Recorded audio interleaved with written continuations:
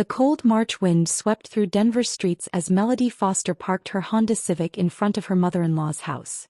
The Rocky Mountains rose majestically in the background, covered with a thin layer of snow that sparkled under the afternoon sun. She had finished early at Pinnacle and Associates consulting firm, where she worked as a certified public accountant for 6 years, and decided to make a surprise visit to deliver the tax documents that Dolores had requested. Melody had always prided herself on her financial independence. At 30, she earned a solid salary of $65,000 annually, had built an impeccable credit score of 780 points, and managed all the Foster family accounts with mathematical precision. Vincent, her husband of 4 years, worked as a supervisor at the Coors factory and earned about $45,000 a year. Although he was the man of the house according to the tradition he learned from Dolores, in practice it was Melody who paid the monthly mortgage of $1,850, the electricity, water, internet bills, and still had money left over for savings. Dolores's house was in Lakewood, a Denver suburb with single-story red brick houses and well-maintained gardens. Melody rang the doorbell but got no answer. She knew her mother-in-law always left the back door unlocked, so she walked around the property. That's when she heard voices coming from the kitchen through the half-open window. "You need to be firmer with her, Vincent," Dolores said in her harsh voice, typical of someone who had smoked for decades. "A woman can't be in charge of the household money. It's not natural." "I know, Mom, but Melody is stubborn. She says she understands numbers better than I do." Melody froze. Her hands pressed the documents against her chest while a cold sensation ran down her spine, colder than Denver's wind. "Listen here, my son," Dolores continued. "I raised you right. The man is the one who decides where the money goes. That girl might work with numbers at her little office, but home is different. She's simply not smart enough to handle real money. Women think small, spend on silly things." Vincent laughed, a sound that pierced Melody's heart like a sharp blade. "You're right, Mom. Melody keeps buying these expensive things for the house, thinks she knows how to invest, but deep down she doesn't have the head for it. It's a man's thing." "Exactly. And another thing, you should take control of the accounts. Transfer everything to your name, give her a basic allowance. That way she learns her place." The words echoed in Melody's mind like thunder. She, a certified CPA who had helped dozens of companies organize their finances, who had transformed the financial chaos that Vincent was when they married into an organized and prosperous family budget, was being called stupid by her own husband. Melody silently stepped back, her legs trembling not from cold, but from an explosive mixture of rage and humiliation. She returned to the car, started the engine, and drove through Denver's familiar streets with no certain destination. She passed downtown with its skyscrapers reflecting the mountains, the 16th Street Mall with its free trolleys, the Cherry Creek Shopping Center where she and Vincent had bought furniture for their house. Each place brought memories of financial decisions she had made, investments she had made, problems she had solved. When they married, Vincent had a credit score of 520 and credit card debts exceeding $15,000. Melody had negotiated with creditors, created a payment plan, and in 2 years had completely cleared his record. She had been the one who researched and found the house in Highlands Ranch, a middle-class neighborhood with good schools and property appreciation. She had calculated that they could afford the $45,000 down payment and still maintain an emergency fund. Now, driving on I-25 while the sun set behind the mountains, painting the sky orange and pink, Melody felt something crystallizing inside her. It wasn't just anger. It was determination. A cold, calculating clarity she knew well from her years working with numbers and making difficult decisions for clients. She stopped at a Starbucks on South Broadway and ordered a black coffee. Sitting in a corner booth, she pulled out her phone and opened her banking app. Everything was there, organized as always. The joint checking account with $8,500, the savings account with $23,000, the investment account with $31,000, and the emergency fund with $12,000. All accounts had both their names, but Melody was the primary account holder on most of them, since she had been the one to open them and manage them.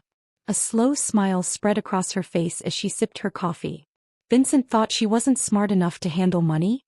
Well, he was about to learn exactly how smart she was. The next morning, Melody woke up before Vincent as usual.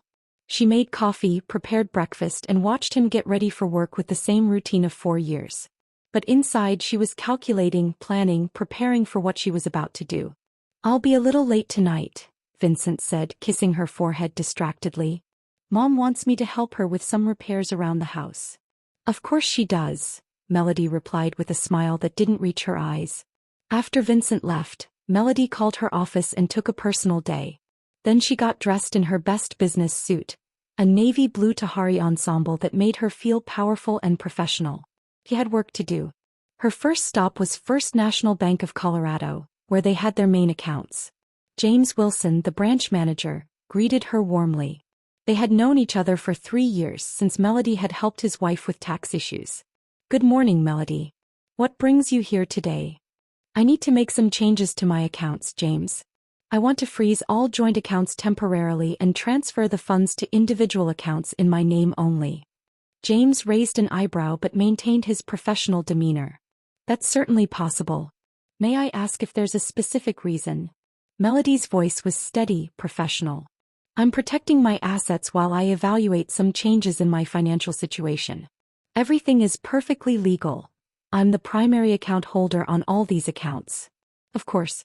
Let me get the paperwork started."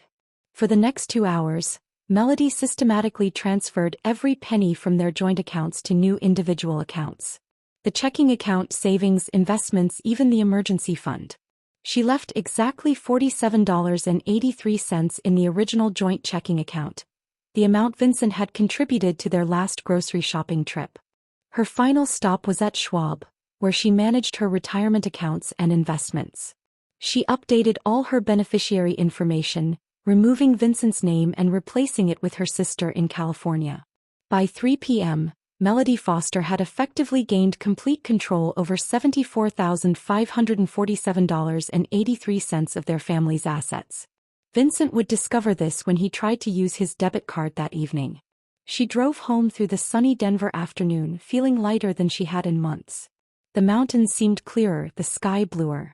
She had always been the one with the financial intelligence in their relationship, and now she was about to prove it in the most dramatic way possible. That evening she prepared Vincent's favorite dinner, pot roast with potatoes and carrots, just like his mother made. She set the table with their good china and even opened a bottle of wine. When Vincent arrived home at 7:30, he found her sitting at the dining room table, perfectly calm, with a folder of documents in front of her. "Wow, this looks great, babe. What's the occasion?" Melody smiled sweetly. "Just celebrating our financial independence, honey. Have a seat." Vincent sat down at the dining table, still wearing his Coors factory uniform, completely oblivious to the storm that was about to break over his head. The pot roast smelled delicious, filling their Highlands Ranch home with the comforting aroma of home-cooked food. Outside their picture window, the Colorado evening was settling in with its characteristic purple twilight against the mountain backdrop. "So how was work today?" Melody asked, cutting into her portion with deliberate precision. She had always been methodical, whether balancing books or planning this moment. Same old, same old. You know how it is." Vincent took a large bite and chewed thoughtfully. "Oh, and Mom says thanks for dropping off those tax papers yesterday. Wait, actually she said you never showed up. Did something happen?" Melody's fork paused halfway to her mouth. "Oh, I was there. I heard your entire conversation through the kitchen window." Vincent's face went pale. The piece of pot roast seemed to stick in his throat. What conversation?" "The one where you told your mother that I'm not smart enough to handle real money. The one where you both decided I should get an allowance like a child." Melody's voice remained conversational, almost pleasant. "The one where you agreed I don't have the head for finances." The silence stretched between them like a chasm. Vincent set down his fork, his hands visibly shaking. "Melody, I can explain." "Oh, I'm sure you can. But first, let me explain something to you." She reached for the folder beside her plate and pulled out a stack of bank statements. "Do you know what these are?" Vincent stared at the papers, confusion and growing dread written across his face.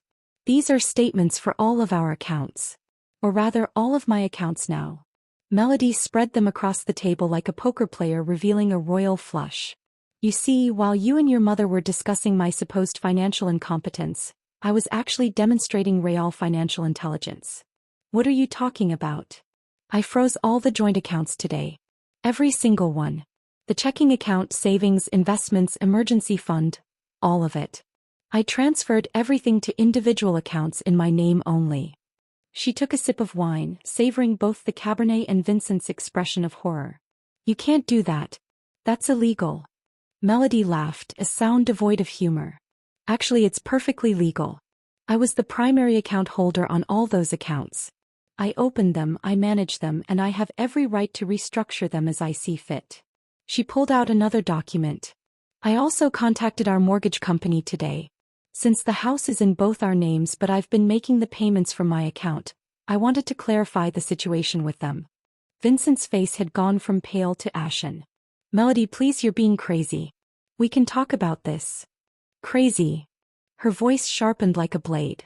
Yesterday you thought I was too stupid to manage money. Today I'm crazy for actually managing it. Which is it, Vincent? She stood up and walked to the kitchen, returning with a calculator and a yellow legal pad covered in her neat handwriting. Let me share some numbers with you, since you seem to think I don't understand them. Melody sat back down and adjusted her reading glasses, a gesture that made her look every inch the professional accountant she was. In the 4 years we've been married, I've contributed $187,000 to our household expenses. Your contribution has been $123,000. I paid off your $15,000 in credit card debt. I improved your credit score from 520 to 712. I found our house, negotiated the price down by $8,000, and have made every single mortgage payment. Vincent tried to interrupt, but she held up her hand. I'm not finished. I also managed to save $74,547 while supporting both of us, planning and paying for our honeymoon to Hawaii, buying all our furniture, and maintaining a household budget that allowed us to live comfortably without financial stress. She looked up from her notes. And somehow, despite all of this, you told your mother I'm not intelligent enough to handle money. The weight of the numbers hung in the air between them. Vincent seemed to shrink in his chair, finally understanding the magnitude of what Melody had been doing all along. Where does this leave us? He asked quietly. That depends entirely on you. Melody folded her hands on the table. You have a choice to make, Vincent. You can acknowledge that you were wrong, that you disrespected and betrayed me, and we can work on rebuilding trust. Or you can continue to believe your mother's outdated ideas about women and money, in which case you're welcome to go live with her and manage your finances the way she thinks is appropriate. But how am I supposed to pay for anything? You took all the money. Melody's smile was ice cold. I left you exactly what you contributed to our last grocery trip, $47.83. That should give you a taste of what it's like to manage money when you don't have someone else doing all the work. Vincent's phone buzzed. He looked at it and his face went even paler. My card was declined at the gas station. I imagine it was. The account it's linked to no longer exists. This is insane, Melody. You can't just cut me off from our money. Our money. She laughed. Vincent, let me ask you something. Do you even know how much we pay for our mortgage each month? He hesitated. Around $1,500? $1,850. Okay, what about our electric bill? Another pause. Maybe $200? It averages $127 in summer, $89 in winter. You're testing me. No, I'm demonstrating exactly why I handle the finances. You've never paid attention to any of it because you knew I would take care of everything. And instead of being grateful, you mocked me to your mother. Vincent stood up abruptly, pacing around their dining room. The walls were decorated with photos of their wedding, their trips, their life together. All funded and organized by Melody's financial planning. So what happens now? Do I have to beg you for money like a child? You tell me. You're the one who thought I should get an allowance. Melody began clearing the dinner dishes with calm efficiency. I'll be sleeping in the guest room tonight. Tomorrow you can decide whether you want to apologize and discuss how we move forward as equal partners, or whether you want to pack a bag and go explain to your mother how her financially incompetent daughter-in-law outsmarted you both. As she loaded the dishwasher, Melody felt a sense of satisfaction she hadn't experienced in years. For too long she had been the invisible backbone of their financial life, working hard and managing everything while Vincent took credit and made decisions. Now finally her intelligence and competence were impossible to ignore. Vincent stood in the doorway watching her work, I never meant to hurt you. But you did. And worse, you meant every word you said to your mother.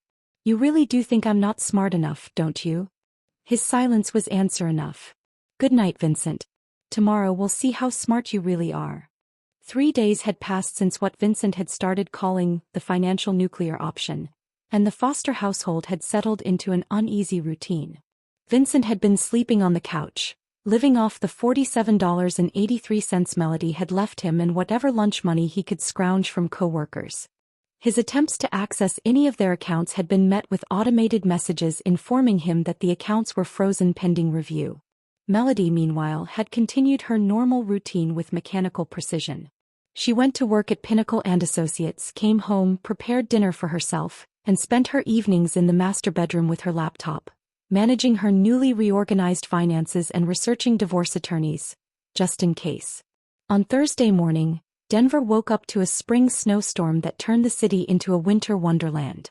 From her office window on the 15th floor of the Wells Fargo Center, Melody watched the snow fall on the bustling streets below. Her colleague and friend Zoe Hartwell knocked on her cubicle wall. Hey, you okay? You've been really quiet this week. Melody looked up from her computer screen, where she had been updating a client's quarterly reports. Just dealing with some personal issues. Zoe, a sharp-eyed auditor who missed nothing, pulled up a chair. Want to talk about it? I've got 15 minutes before my next client call. For the first time in days, Melody felt the wall she'd built around herself crack slightly. She and Zoe had worked together for 3 years, and if anyone would understand the situation, it would be another financial professional. My husband told his mother I'm not smart enough to handle money, Melody said quietly. Zoe's eyebrows shot up. He said what now? So I froze all our accounts and transferred everything to individual accounts in my name. Jesus, Melody. You went full scorched earth. Zoe leaned back in her chair, a mixture of admiration and concern on her face. How's that working out for you? Honestly, felt great for about 12 hours. Now I just feel empty. Like I proved my point, but I might have destroyed my marriage in the process. Do you want to save your marriage? The question hung in the air like the snow outside. Quiet, persistent, impossible to ignore. Melody realized she'd been so focused on the satisfaction of proving Vincent wrong that she hadn't seriously considered what came next. I don't know, she admitted. I love him, but I don't know if I can trust him again. And I definitely can't live with someone who thinks so little of me. That evening, Melody arrived home to find Vincent's mother's car in their driveway.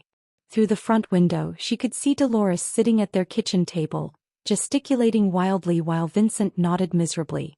Melody took a deep breath, straightened her shoulders, and walked into what she knew would be a confrontation.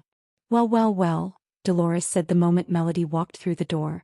Look who's finally home from playing big shot at the office. Hello, Dolores. Vincent. Melody set down her purse and briefcase with deliberate calm. I wasn't expecting company. Vincent called me because he's starving. Dolores's voice rose to a screech. What kind of wife cuts off her husband's access to money? This is abuse. The kind of wife who got tired of being called stupid by her husband and his mother, Melody replied evenly. Would you like some coffee? I just made a fresh pot. Vincent finally spoke up. Mom, maybe we should. Don't you dare take her side. Dolores turned on her son. I raised you better than this. A man doesn't let his wife control the money. It's not natural. Melody poured herself a cup of coffee and sat down across from them. Dolores, can I ask you something? What's the current interest rate on a 30-year fixed mortgage? What does that have to do with anything? Humor me. What about the contribution limit for a 401k this year? Or the tax implications of withdrawing from an IRA before age 59 and a half? Dolores's face reddened. I don't need to know that nonsense. But I do. Because I handle all the finances for this household. I've been doing it for 4 years and I've done it well. Melody's voice remained steady, professional. Vincent, do you know the answers to any of those questions? Vincent stared at the table. No. Do you know how much money we have in savings right now? How much our house is worth? What we spend on groceries each month? No. But you still told your mother I'm not smart enough to handle money. The kitchen fell silent except for the sound of snow hitting the windows. Dolores opened her mouth to speak, but Vincent finally found his voice. You're right, he said quietly. I don't know any of that stuff. I never paid attention because I knew you had it handled. And instead of being grateful, I threw you under the bus to make myself look good to Mom. Dolores stood up abruptly. Vincent Foster, you are not going to sit there, Anne. Yes, I am, Mom. Vincent's voice was stronger now. Melody is smarter than both of us when it comes to money. She's smarter than me about a lot of things.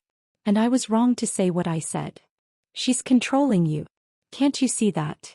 Vincent looked at his mother, then at his wife. No, Mom. She's been taking care of us. There's a difference. Melody felt something shift inside her chest. Not forgiveness, not yet, but the possibility of it. Dolores gathered her purse and coat with dramatic flair. Fine.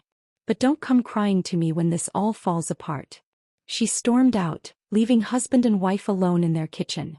They sat in silence for several minutes, the only sound the gentle hum of the refrigerator and the wind outside. I'm sorry, Vincent said finally. I'm really truly sorry. Not just for what I said, but for never appreciating what you do. For taking you for granted. For letting my mother make me feel like I had to put you down to build myself up. Melody studied his face, looking for signs of sincerity. Do you really mean that? Yes. And I want to learn. I want to understand our finances, our budget, our investments. I want to be a real partner instead of just a bystander. It's going to take time for me to trust you again. I know. And things are going to change. We're going to be equal partners in this marriage, including the financial decisions. No more of this man of the house nonsense. I understand. Melody reached across the table and pulled out a folder she'd prepared. Then let's start with this. It's a complete breakdown of our finances, every account, every bill, every investment. If you really want to be involved, you need to understand what we're working with. For the next 3 hours, they sat at their kitchen table while Melody walked Vincent through their financial life. She showed him their mortgage statements, their retirement accounts, their monthly budget. She explained compound interest, tax-advantaged investing, and emergency fund strategies. Vincent asked questions, good questions that showed he was genuinely trying to understand. By the time they finished, it was nearly midnight. The snow had stopped, leaving Denver blanketed in pristine white. I had no idea, Vincent said, staring at the papers spread across the table. I mean, I knew you were good with money, but this is really impressive, Melody. It's not magic. It's just paying attention and making smart choices consistently over time. Will you teach me? I mean, really teach me, not just tell me what you're doing. Melody looked at her husband, really looked at him, for the first time in days. She saw exhaustion, regret, and something else. Respect. Finally, respect. I can do that, she said. But the joint accounts stay closed until I see real change. You'll get your own checking account with your paycheck, and we'll have a household account that we both contribute to and both manage. That's fair. And Vincent, if you ever talk about me like that again, to your mother or anyone else, I won't just freeze the accounts. I'll file for divorce. He nodded solemnly. I understand. And Melody? For what it's worth, I think you're the smartest person I know.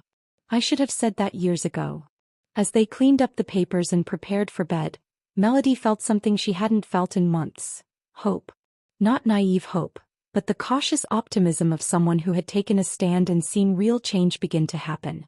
They still had work to do, rebuilding trust, establishing new patterns, learning to be true partners. But for the first time since that terrible afternoon at Dolores's house, Melody believed it might be possible. The next morning, she would unfreeze some of the accounts and begin the careful process of rebuilding their financial partnership. But tonight she went to sleep in her own bed, next to her husband, knowing that she had proven once and for all that she was exactly as smart as she'd always known herself to be. And sometimes that's the most important lesson of all.